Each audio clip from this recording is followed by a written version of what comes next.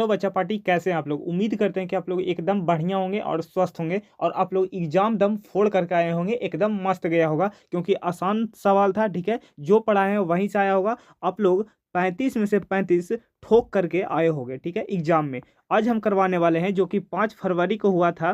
ठीक है, 5 फरवरी के जो फिजिक्स का पेपर हुआ था उसका आज हम लोग सोल्यूशन देखने वाले हैं। ठीक है, तो मिला लीजिए, आपको 100% यहाँ पर ही सवाल सही बताए जाएंगे। ठीक है, और ये भी बताएंगे, लास्ट की वीडियो में जरूर रहिएगा कि जो बताए हैं वहीं से क्वेश्चन आया है। ठीक है, कौन सा वीडियो में बताए हैं ये भी बताएंगे। ठीक है, देखिए चलिए आगे बढ़ते हैं। और देखिए, आपको बार बार हम बोलते थे कि अगर आप PYQ करके जाते हैं तो आपको 35 से 35 क्वेश्चन बनाने से कोई नहीं रोक सकता। ठीक है, हम लोग यूट्यूब पर 5 साल के PYQ करवा रखे हैं, इसी साल करवाया था। ठीक है, 2025 के लिए अगर वो करके गए होंगे तो आप 35 में से 35 ठोक करके आए होंगे। चलिए सवाल को शुरू करते हैं। देखिए पहला क्वेश्चन देखिए, यदि किसी प्रत्यावर्ती धारा का शिखर मान 10 एम्पियर है तो इसका वर्ग माध्य मूल मान क्या होगा। बताइए इसका करेक्ट आंसर कौन सा हो जाएगा। IRMS आपसे वैल्यू पूछा गया है, तो IRMS वैल्यू क्या होता है।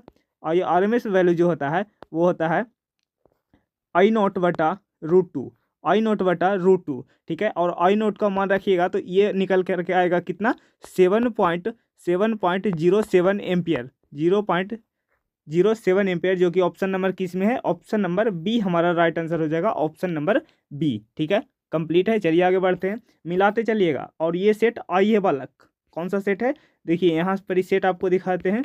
देखिए ये कौन सा सेट है, आई सेट है। ठीक है, तो आई सेट सबका अपना अपना सेट होगा, वो मिलाते चलिएगा।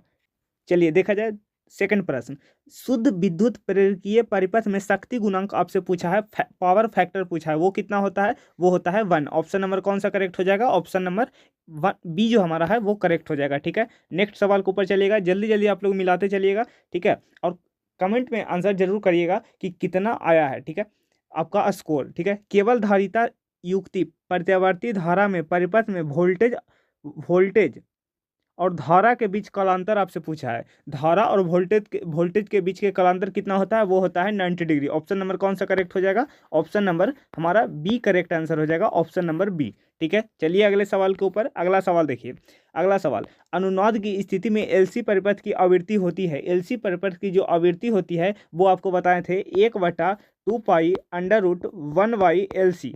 ठीक है, LC। ठीक है, तो कौन सा ऑप्शन करेक्ट हो जाएगा, ऑप्शन नंबर बी ए हमारा राइट आंसर हो जाएगा। कौन सा करेक्ट हो जाएगा, ऑप्शन नंबर ए इस क्वेश्चन का राइट आंसर हो जाएगा।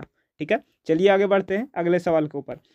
ठीक है, अगला सवाल देखिए, एक ऊंचाई ट्रांसफार्मर की द्वितीय कुंडली में धारा का मान प्राथमिक कुंडली की तुलना में क्या होती है, तो कम होती है। ऑप्शन नंबर कौन सा करेक्ट हो जाएगा, option number B correct answer हो जाएगा। देखिए बालक, ये यहाँ पर ही जो था वो 35 क्वेश्चन था। ठीक है, बनाना। ठीक है, अगर आप 70 में से 35 चुन को जो आसान है वो भी आप आराम से मान सकते थे। ठीक है, अगर आप PYQ करके जाते तो। ठीक है, अगला देखिए, उत्तल दर्पण का बना प्रतिबिंब होता है सदैव।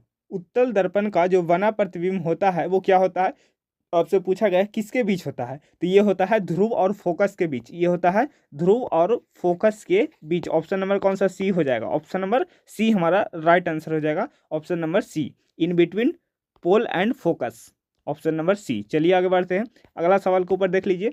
अगला सवाल देखिए, यदि किसी माध्यम की निर्वात में संपूर्ण आंतरिक परिवर्तन के लिए क्रांति कोण 30 डिग्री हो तो माध्यम में प्रकाश का वेग होगा। माध्यम में प्रकाश का वेग कितना होता है, माध्यम में प्रकाश का वेग कितना होता है, 1.5 इंटू 10⁸ मीटर पर सेकेंड। तो ऑप्शन नंबर कौन सा हो जाएगा, ऑप्शन नंबर इस क्वेश्चन का ऑप्शन नंबर बी हमारा राइट आंसर हो जाएगा, ऑप्शन नंबर बी। ठीक है, आगे चलते हैं अगले सवाल के ऊपर। देखिए चलिए क्वेश्चन नंबर 8 को देखा जाए, कहता है यदि समान फोकस दूरी f के दो अभिसारी लेंस, देखिए अभिसारी लेंस है, कि एक दूसरे के संपर्क में रखा जाता है तो संयोग की फोकस दूरी क्या होता है, संयोग की फोकस दूरी है वो क्या हो जाता है, आधी हो जाता है, मतलब 1/2 इंटू एफ हो जाएगा, तो F/2। ऑप्शन नंबर कौन सा करेक्ट हो जाएगा, ऑप्शन नंबर हमारा सी राइट आंसर हो जाएगा, ऑप्शन नंबर सी। ठीक है, ऑप्शन नंबर सी। अगला देखिए, अगला सवाल देखिए, अगला सवाल, एक उत्तल लेंस की क्षमता 2 डायोप्टर है तो इसकी फोकस दूरी क्या होगी, इसकी फोकस दूरी आपसे पूछा गया है।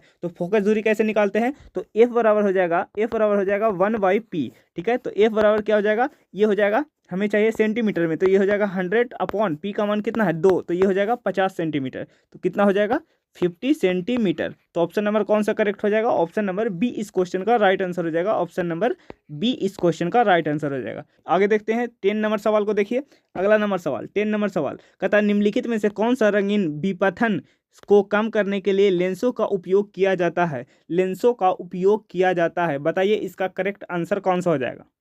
10 का करेक्ट आंसर हो जाएगा अववर्णक संयोजक, अववर्णक संयोजन। तो ऑप्शन नंबर कौन सा करेक्ट हो जाएगा? ऑप्शन नंबर इस क्वेश्चन का सी राइट आंसर हो जाएगा, ऑप्शन नंबर सी। चलिए नेक्स्ट सवाल के ऊपर देखिए, अगला सवाल। अगला सवाल देखिए, कहता है एक उत्तल लेंस के किसी द्रव में डुबाया जाता है, एक उत्तल लेंस को किसी द्रव में डुबाया जाता है तो उसका अपर्तनांक लेंस के पदार्थ का अपर्तनांक के बराबर होता है, तो इसकी फोकस दूरी क्या होगी? तो इसका फोकस दूरी क्या होता है? आपको बताए थे, इसका जो फोकस दूरी है वो क्या हो जाता है? अनंत हो जाता है। तो ऑप्शन नंबर बी इस करेक्ट इस क्वेश्चन का राइट आंसर हो जाएगा, ऑप्शन नंबर बी। बताइए बताए हैं कि नहीं? अगर हमारे सेट पूरा करके गए होंगे तो एक एक क्वेश्चन ठीक है आप करके आए होंगे, ठीक है। चलिए अगले सवाल के ऊपर देखिए, साबुन का बुलबुला, ये भी सवाल करवाए थे कि साबुन के बुलबुले रंगीन दिखाई देता है, साबुन के बुलबुले जो हैं वो रंगीन दिखाई देता है, किसके कारण? व्यतिकरण के कारण। किसके कारण? व्यतिकरण के कारण। तो ऑप्शन नंबर कौन सा हो जाएगा? Option number C right answer हो जाएगा, ऑप्शन नंबर सी, ठीक है, ऑप्शन नंबर सी। अगला सवाल देखिए, अगला सवाल देखिए, ये भी सवाल करवाए थे, ये भी सवाल करवाए थे निम्नलिखित में से किसे ध्रुवीकृत नहीं किया जा सकता है? तो ध्रुवीकृत हम कर सकते हैं प्रकाश तरंगों को, एक्स तरंगों को, रेडियो तरंगों के, लेकिन ध्वनि तरंगों को नहीं कर सकते हैं। तो ऑप्शन नंबर कौन सा हो जाएगा? ऑप्शन नंबर इस क्वेश्चन का ए हमारा राइट आंसर हो जाएगा, ऑप्शन नंबर ए, ठीक है। ऐसा ऐसा सवाल हम लोग करवाए हैं, जा करके देख लीजिएगा। चलिए 14 नंबर सवाल देखा जाए, कहता है एक व्यक्ति 2 डायोप्टर क्षमता का लेंस चश्मा का प्रयोग किया जाता है तो उसका दृष्टि दोष क्या होता है? दूरदृष्टि दोष। ऑप्शन नंबर कौन सा? तो ऑप्शन नंबर इस क्वेश्चन का बी राइट आंसर हो जाएगा, ऑप्शन नंबर बी, ठीक है। चलिए अगले सवाल के ऊपर, नेक्स्ट सवाल बालक देखिए, देखिए एक समान आयाम तथा समान तरंगदैर्घ्य के दो प्रकाश तरंगे अध्यारोपित की जाती है तो परमाणित तरंगे का आयाम महत्तम उनके बीच का कालांतर होता है, कितना होता है कालांतर? तो वो होता है, वो कितना होता है? वो होता है शून्य। वो कितना होता है? शून्य। तो ऑप्शन नंबर कौन सा करेक्ट हो जाएगा? ऑप्शन नंबर ए हमारा राइट आंसर हो जाएगा, ऑप्शन नंबर ए। 16 नंबर सवाल कहता है ध्रुवित प्रकाश में कंपन और ध्रुवन तल के बीच का कोण होता है, कंपन तल और ध्रुवन तल के जो बीच का कोण होता है वो कितना होता है? वो होता है 90 डिग्री। तो ऑप्शन नंबर कौन सा करेक्ट हो जाएगा? ऑप्शन नंबर सी हमारा राइट आंसर हो जाएगा, ऑप्शन नंबर सी, ठीक है। चलिए नेक्स्ट सवाल के ऊपर, अगला सवाल देखिए, अगला सवाल मिलाते चलिएगा, एक एक क्वेश्चन का आंसर बताएंगे, ठीक है। और अगर आपका 35 में से 35 स्कोर रहेगा तो आप लोग जरूर कमेंट बॉक्स में लिखिएगा 35 में से 35, ठीक है। अगला सवाल देखिए, कहता है निम्नलिखित में से कौन सी विद्युत चुंबकीय तरंग नहीं है? विद्युत चुंबकीय तरंग कौन नहीं है? कौन नहीं है, बताइए इसका करेक्ट आंसर कौन सा हो जाएगा? कौन नहीं है, तो कौन नहीं है? तो इसका जो करेक्ट आंसर है वो है अल्फा किरणें। अल्फा किरणें ये विद्युत चुंबकीय तरंग नहीं है, ठीक है। अल्फा किरणें विद्युत चुंबकीय तरंग नहीं है, ठीक है। चलिए आगे बढ़ते हैं, अगला अगला सवाल देखिए, अगला सवाल देखिए 18 नंबर क्वेश्चन, किसी द्रव्यात्मक माध्यम में विद्युत चुंबकीय तरंग का चाल निर्भर करता है? देखिए जो तरंगदैर्घ्य पर भी निर्भर करता है, तीव्रता पर भी निर्भर करता है, परावैद्युतांक पर निर्भर करता है, लेकिन यहाँ पर कह रहा है नहीं निर्भर करता है। तो ये नहीं निर्भर करता है किस पर? आवृत्ति पर। तो कौन सा ऑप्शन करेक्ट हो जाएगा? ऑप्शन नंबर सी हमारा right, option number B, option number कौन सा करेक्ट हो जाएगा? ऑप्शन नंबर बी हमारा राइट आंसर हो जाएगा, ठीक है। आवृत्ति पर नहीं करता निर्भर। चलिए अगला सवाल देखिए, अगला सवाल, प्रकाश वैद्युत उत्सर्जन की घटना में आपतित प्रकाश की तीव्रता बढ़ाने पर प्रकाश वैद्युत धारा क्या होता है? बढ़ता है, घटता है, अपरिवर्तित रहता है, पहले बढ़ता है फिर नियत रहता है। तो कौन सा ऑप्शन करेक्ट हो जाएगा? कौन सा ऑप्शन करेक्ट हो जाएगा? बढ़ता है।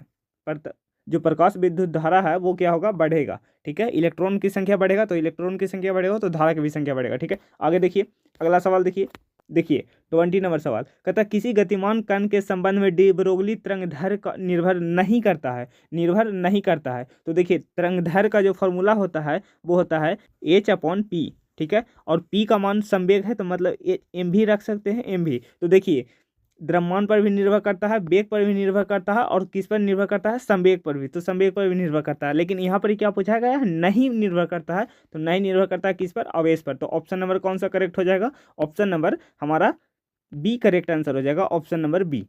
अगला सवाल देखिए 21 नंबर सवाल, फोटोन की गतिज ऊर्जा द्रव्यमान का सूत्र होता है। फोटोन की गतिज ऊर्जा द्रव्यमान का सूत्र आपसे पूछा है तो वो होता है m बराबर एच न्यू अपॉन सी स्क्वायर, एच न्यू अपॉन सी स्क्वायर। तो सी स्क्वायर एच न्यू किस में है? बी ऑप्शन में। तो ऑप्शन नंबर कौन सा करेक्ट हो जाएगा? ऑप्शन नंबर इस क्वेश्चन का बी राइट आंसर हो जाएगा, ऑप्शन नंबर बी। चलिए नेक्स्ट सवाल के ऊपर, अगला सवाल देखिए बालक, अगला सवाल देखिए 100 माइक्रोफराड की धारिता वाले संधारित्र को 100 वोल्ट तक आवेशित किया जाता है तो उसमें संचित ऊर्जा होगी। तो संचित ऊर्जा का जो फॉर्मूला होता है वो होता है हाफ CV², ठीक है। और जब इसमें मान रखिएगा हाफ CV², जब इसमें मान रखिएगा देखिए 1/2, ठीक, 1/2 और समझिए इसका आधा हो गया, ठीक है। तो यह आ जाएगा 0.5 जूल, 0.5 जूल। तो ऑप्शन नंबर कौन सा करेक्ट हो जाएगा?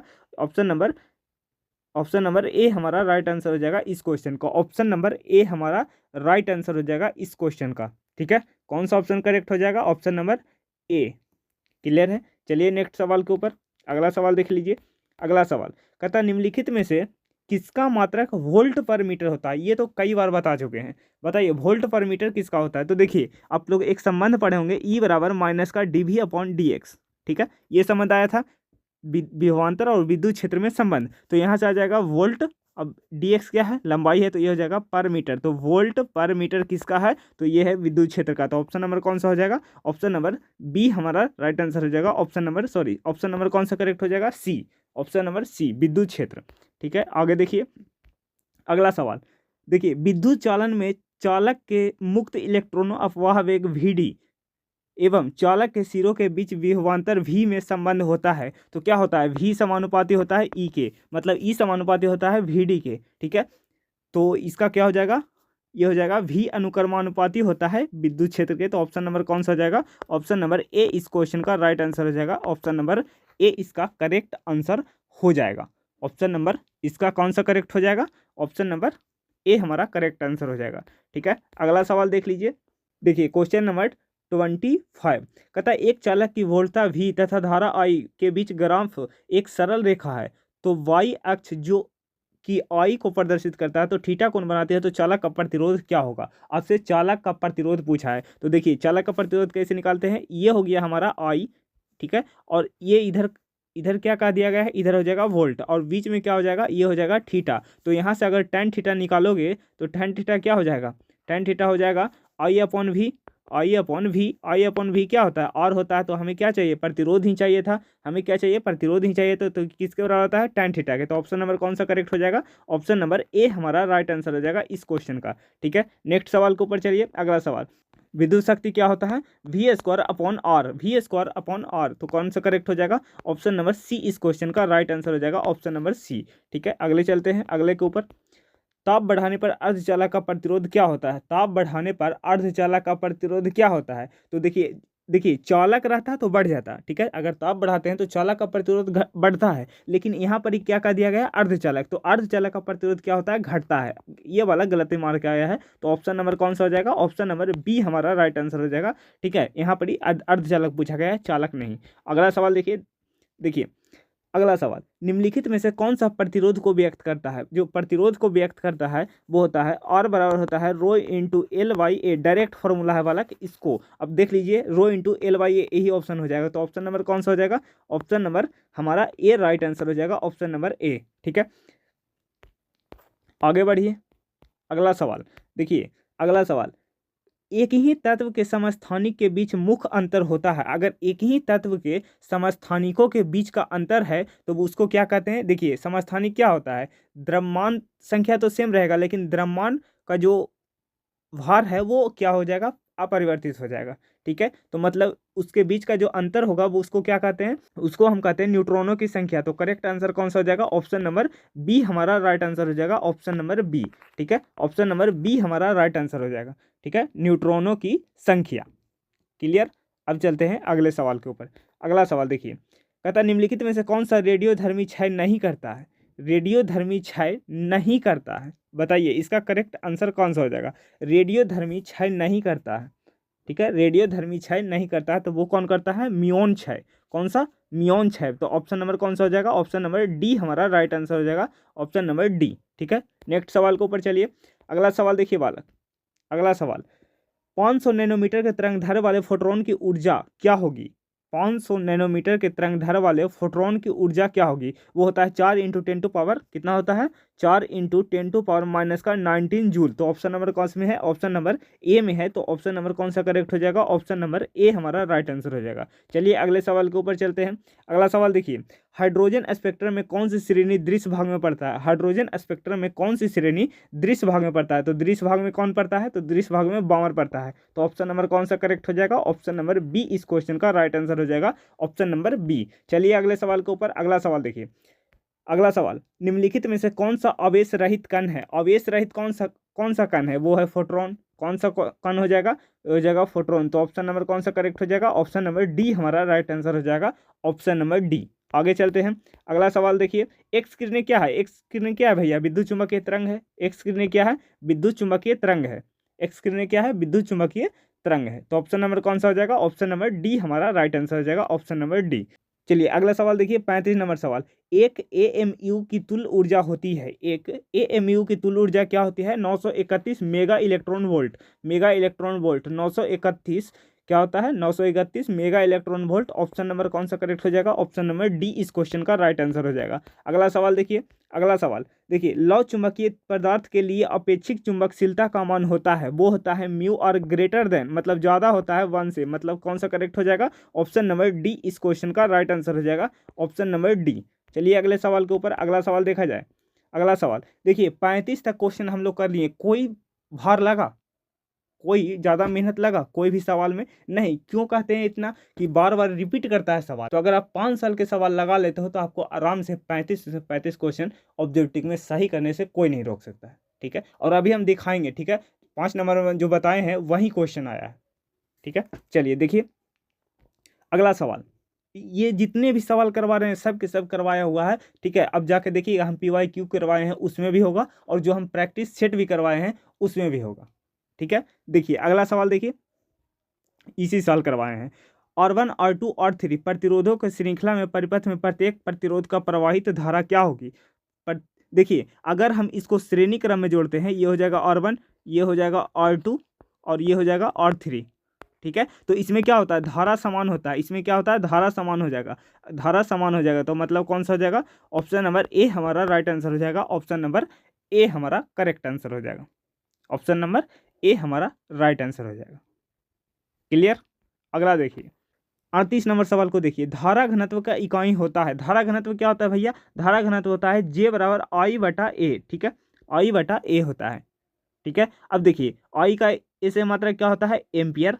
और देखिए ये क्या हो जाएगा? क्षेत्रफल है, तो क्षेत्रफल का हो जाएगा मीटर स्क्वायर, मीटर स्क्वायर। तो एम्पियर मीटर स्क्वायर किस में है? एम्पियर मीटर स्क्वायर इसी में है। तो करेक्ट आंसर कौन सा हो जाएगा? ऑप्शन नंबर सी हमारा इस क्वेश्चन का राइट आंसर हो जाएगा, ऑप्शन नंबर सी। चलिए अगला सवाल देखिए। यदि किसी चालक की लंबाई दुगना कर दिया जाए तो उसके ऊपर लगाई गई विभवांतर को स्थिर रखने के लिए इलेक्ट्रॉन का अपवाह क्या होता है? वो होता है आधा। कितना हो जाता है? आधा हो जाता है। तो करेक्ट आंसर कौन सा हो जाएगा? ऑप्शन नंबर सी इस क्वेश्चन का राइट आंसर हो जाएगा, ऑप्शन नंबर सी। नेक्स्ट सवाल के ऊपर चलिए, अगला सवाल देखिए। कहता है धारा वहन करने वाली परिनालिकाओं के अंदर चुंबकीय क्षेत्र की दिशा होती है, चुंबकीय क्षेत्र की दिशा होती है, वो क्या होता है? अक्ष के समानांतर होता है। वो क्या होता है? अक्ष के समानांतर। ऑप्शन नंबर कौन सा करेक्ट हो जाएगा? ऑप्शन नंबर बी इस क्वेश्चन का राइट आंसर हो जाएगा, ऑप्शन नंबर बी, ठीक है। अगले सवाल के ऊपर चलते हैं। अगला सवाल देखिए, अगला सवाल कहता है निम्नलिखित में से कौन सा उपकरण विद्युत चुंबकीय तरंग के सिद्धांत पर आधारित है? तो विद्युत जनरेटर। ऑप्शन नंबर कौन सा हो जाएगा? विद्युत जनरेटर,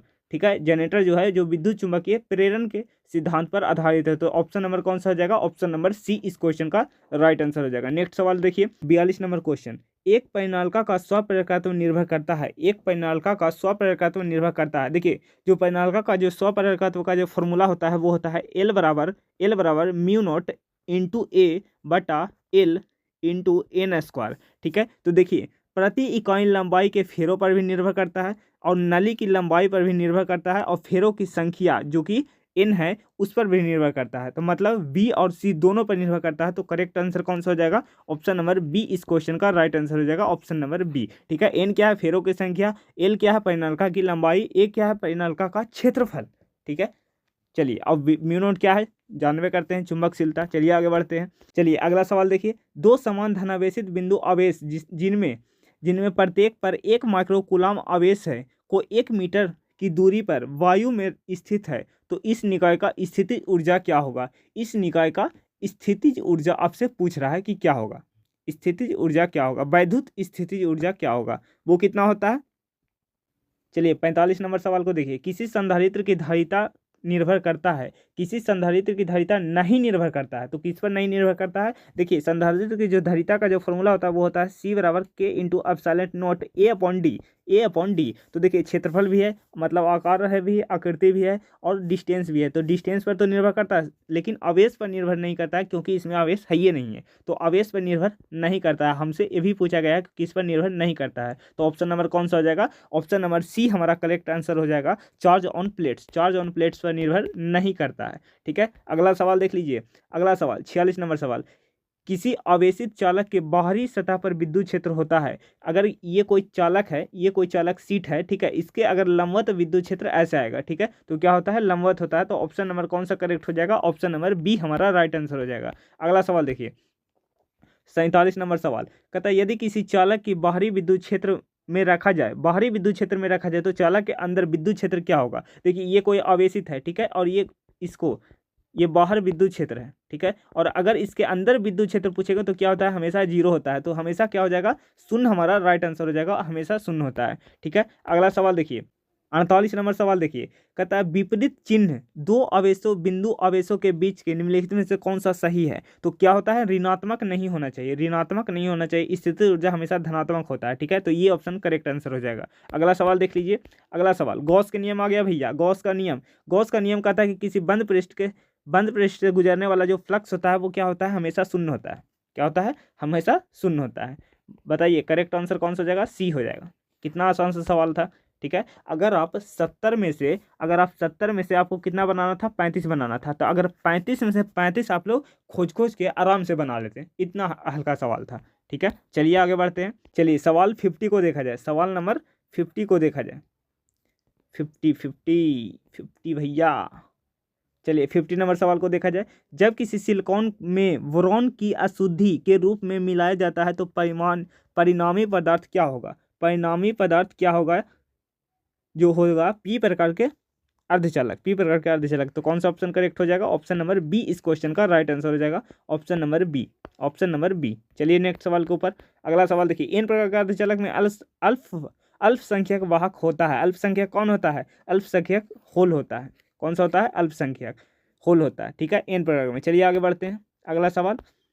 अगला सवाल देखिए, लॉजिक के गेट में तब ही सही निर्गम देता है जब निवेश भिन्न हो। मतलब अगर निवेश भिन्न हो तो हमें सही देता है, मतलब बॉल बढ़ जाता है। ठीक है, जैसे 0 और 1 रखेंगे, 0 और 1 रखेंगे तो हमें क्या देगा? 1 देगा। मतलब विपरीत रखेंगे तो हमें क्या देगा? निवेश भिन्न देगा। ठीक है, तो ऑप्शन नंबर कौन सा हो जाएगा? ऐसे किस में होता है? और गेट में होता है। किस में होता है? और गेट में। तो ऑप्शन नंबर कौन सा करेक्ट हो जाएगा? ऑप्शन नंबर D हमारा राइट आंसर हो जाएगा। Option number D। चलिए आगे बढ़ते हैं। अगला सवाल देखिए, कहता है पश्च अभिनव डायोड होता है। पश्च अभिनव डायोड होता है, वो कौन सा होता है? वो होता है जनरेटर डायोड भी होता है और फोटो डायोड भी होता है। मतलब ऑप्शन नंबर कौन सा हो जाएगा? ऑप्शन नंबर D इस क्वेश्चन का राइट आंसर हो जाएगा। Option number D। ठीक है, ऑप्शन नंबर D। हमने कहा था कि लॉजिक गेट बहुत ज़्यादा इंपॉर्टेंट है, इसको आप देख करके जाइएगा। ठीक है, अर्धचालक देखिए इससे कितना सवाल आया है? 3 सवाल ये आ गया लगातार। अगला सवाल देखिए, नैंड गेट का बुलियन व्यंजक होता है। नैंड गेट का बुलियन व्यंजक होता है। एंड गेट का क्या होता है भैया? A इंटू B बराबर Y। तो हमें चाहिए नैंड गेट का, तो इसके ऊपर बार लगा दीजिए। तो देख लीजिए A इंटू B के ऊपर बार इसी में है। तो ऑप्शन नंबर कौन सा हो जाएगा? ऑप्शन नंबर A हमारा राइट आंसर हो जाएगा। अगला देखिए, फाइबर ऑप्टिकल संचार में किस प्रकार के तरंगा का उपयोग किया जाता है? कौन सा तरंगे? विद्युत चुंबकीय तरंगे। तो ऑप्शन नंबर कौन सा हो जाएगा? ऑप्शन नंबर B हमारा राइट आंसर हो जाएगा, विद्युत चुंबकीय तरंगे। अगला सवाल देखिए, टीवी प्रसारण के लिए निम्नलिखित में से कौन सी आवृत्ति प्रास का उपयोग किया जाता है? कई बार ये सवाल करवा चुके हैं। टीवी प्रसारण के लिए निम्नलिखित में से कौन सा आवृत्ति प्रास का उपयोग किया जाता है? वो होता है मेगाहर्ट्ज, 30 से 300 मेगाहर्ट्ज। तो इसमें देखिए मेगाहर्ट्ज इसमें दिया गया है। ठीक है, और ये सवाल बार बार रिपीट हो रहे थे, देखिए फिर रिपीट हो गया। तो इसीलिए सवाल कहते हैं कि PYQ जरूर सोल्व करिए। चलिए, तो ऑप्शन नंबर कौन सा हो जाएगा? ऑप्शन नंबर C हमारा राइट आंसर हो जाएगा। अगला सवाल देखिए, ये भी सवाल देखिए हल्का है। किलोवाट घंटा का मात्रा किसका होता है? ऊर्जा का। किसका होता है? ऊर्जा का। तो ऑप्शन नंबर कौन सा करेक्ट हो जाएगा? A हमारा राइट आंसर हो जाएगा। ठीक है, नेक्स्ट सवाल देखिए। अगला सवाल 58 नंबर सवाल, निम्नलिखित में से कौन सा नियम ऊर्जा संरक्षण के सिद्धांत पर आधारित है? ऊर्जा संरक्षण के सिद्धांत पर कौन आधारित है? एक तो होता है लेंज का नियम, एक होता है किरचॉफ का नियम। तो देखिए इसमें किसका है, तो लेंज का नियम। तो ऑप्शन नंबर कौन सा हो जाएगा, ऑप्शन नंबर सी हमारा राइट आंसर हो जाएगा, ऑप्शन नंबर सी। चलिए नेक्स्ट सवाल के ऊपर 59 नंबर सवाल, जब किसी एमीटर को शंट किया जाता है तो उसकी माप सीमा क्या होती है? एमीटर को जब हम शंट करते हैं तो उसका मान क्या होता है, बढ़ जाता है। तो ऑप्शन नंबर कौन सा करेक्ट हो जाएगा, ऑप्शन नंबर इस क्वेश्चन का राइट ऑप्शन ए हो जाएगा। कौन सा, ए हमारा राइट आंसर हो जाएगा। नेक्स्ट सवाल के ऊपर देखिए, चलिए नेक्स्ट सवाल 60 नंबर सवाल, चुंबकीयशीलता का विमीय सूत्र क्या होता है? चुंबकशीलता म्यू नोट का विमीय सूत्र क्या होता है? म्यू नोट का जो विमीय सूत्र होता है वो होता है ML क्या होता है बालक, ML T-2 A-2, ठीक है, ये होता है T-2 A-2। तो ऑप्शन नंबर कौन सा हो जाएगा, ऑप्शन नंबर ए हमारा राइट आंसर हो जाएगा, ऑप्शन नंबर ए हमारा राइट आंसर हो जाएगा, ऑप्शन नंबर ए, ठीक है, ऑप्शन नंबर ए। चलिए अगला सवाल के ऊपर, अगला सवाल देखिए, कहता है अंडर रूट म्यू नोट बटा एप्सिलॉन नोट का मात्रक क्या होता है? कई बार ये भी सवाल बता चुके हैं, तो कौन सा ऑप्शन हो जाएगा, ऑप्शन हो जाएगा ओम। कौन सा ऑप्शन हो जाएगा, ऑप्शन नंबर ओम हमारा राइट आंसर हो जाएगा, ठीक है। अगला सवाल देख लीजिए, अगला सवाल 62 नंबर सवाल, यदि किसी चाल कुंडली में गैल्वेनोमीटर में फेरों की संख्या बढ़ा दी जाए तो उसके सुग्राहिता क्या होता है? उसकी सुग्राहिता जो होता है वो भी बढ़ जाता है, क्या हो जाता है, बढ़ जाता है। तो ऑप्शन नंबर कौन सा हो जाएगा, ऑप्शन नंबर ए हमारा इस क्वेश्चन का राइट आंसर हो जाएगा, ऑप्शन नंबर ए, ठीक है। नेक्स्ट सवाल के ऊपर चलिए, अगला सवाल देखिए वाला, उदासीन बिंदु पर होता है, उदासीन बिंदु पर क्या होता है, उदासीन बिंदु पर होता है जो बी बराबर होता है BH, बी बराबर होता है BH के, ठीक है, बी बराबर होता है BH के। तो ऑप्शन नंबर कौन सा हो जाएगा, ऑप्शन नंबर सी हमारा राइट आंसर हो जाएगा। नेक्स्ट सवाल देखिए, नेक्स्ट सवाल, दो आवेशों के बीच की दूरी आधी कर दी जाए तथा एक आवेश को भी आधा कर दिया जाए तो दोनों के बीच लगने वाला पहले अपेक्षा हो जाएगा, क्या हो जाएगा, पहले की अपेक्षा में क्या हो जाएगा, दुगना हो जाएगा, पहले की जो अपेक्षा में क्या हो जाएगा, वो दुगना हो जाएगा। तो करेक्ट आंसर कौन सा हो जाएगा, करेक्ट आंसर बी हो जाएगा, राइट आंसर कौन सा हो जाएगा, बी हमारा राइट आंसर हो जाएगा। क्लियर है, चलिए आगे बढ़ते हैं, अगला सवाल देखा जाए। अगला सवाल, एक इलेक्ट्रॉन को विभवांतर के अधीन विराम त्वरित करने पर चाल होगी, चाल क्या होता है, चाल क्या होता है, तो v के समानुपाती हो जाएगा, v के समानुपाती हो जाएगा, v के समानुपाती हो जाएगा, मतलब ऑप्शन नंबर कौन सा हो जाएगा, ऑप्शन नंबर हमारा ए करेक्ट आंसर हो जाएगा, ऑप्शन नंबर ए। चलिए आगे बढ़ते हैं, अगला सवाल देखिए, इलेक्ट्रॉन का विशिष्ट आवेश होता है, इलेक्ट्रॉन का विशिष्ट आवेश होता है, इलेक्ट्रॉन का जो विशिष्ट आवेश होता है वो कितना होता है, वो होता है 1.8 × 10⁻11 coulomb per KG, coulomb per KG. तो ऑप्शन नंबर देख लीजिए, 11 इसमें है, ठीक है। तो ऑप्शन नंबर कौन सा हो जाएगा, ऑप्शन नंबर हो जाएगा 1.8 × 10⁻11 कूलम पर केजी, ठीक है। नेक्स्ट सवाल देख लीजिए, अगला सवाल देख लीजिए, कहता है संधारित्र के समानांतर संयोजन में प्रत्येक संधारित्र के लिए कौन सी श्रेणी समान रहती है, कौन सी श्रेणी समान रहती है, तो कौन सा रहता है, विभवांतर, विभवांतर समानांतर क्रम के लिए कौन सा रहता है, विभवांतर जो होता है वो समान होता है, मतलब ऑप्शन नंबर सी हमारा राइट आंसर हो जाएगा, ऑप्शन नंबर सी हमारा राइट आंसर हो जाएगा। नेक्स्ट सवाल देखिए, अगला सवाल, वायु में दो धनावेश, वायु में दो धनावेश के बीच परावैद्युत पदार्थ रख देने पर उनके बीच के प्रतिकर्षण बल का मान क्या होगा, उनके बीच का जो प्रतिकर्षण बल का मान होगा वो क्या हो जाएगा, घट जाएगा, मतलब ऑप्शन नंबर कौन सा हो जाएगा, ऑप्शन नंबर बी हमारा राइट आंसर हो जाएगा, ऑप्शन नंबर बी, घट जाएगा, ठीक है।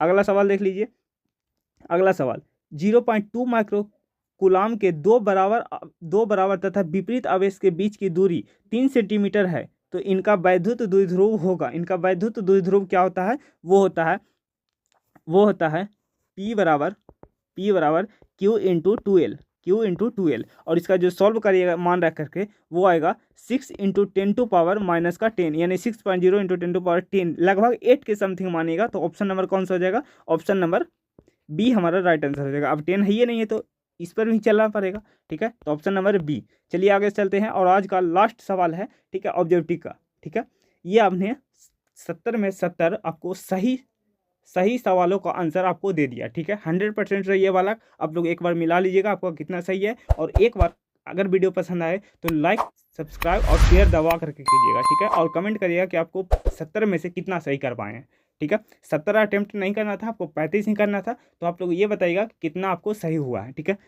एक बंद पृष्ठ के भीतर n वैद्युत द्विध्रुव स्थित है तो बंद पृष्ठ के निर्गत कुल फ्लक्स होगा। कुल फ्लक्स कितना हो जाएगा? 1, क्योंकि 1 सतह है भैया, तो 0 हो जाएगा। ऑप्शन नंबर कौन सा हो जाएगा? ऑप्शन नंबर डी हमारा राइट आंसर हो जाएगा इस क्वेश्चन का, ठीक है, डी हो जाएगा। अब चलते हैं, देखिए दीर्घ उतरीय पर। देखिए हम लोग 2 दिन पहले एक वीडियो लेके आए थे दीर्घ उतरीय वाला, ठीक है।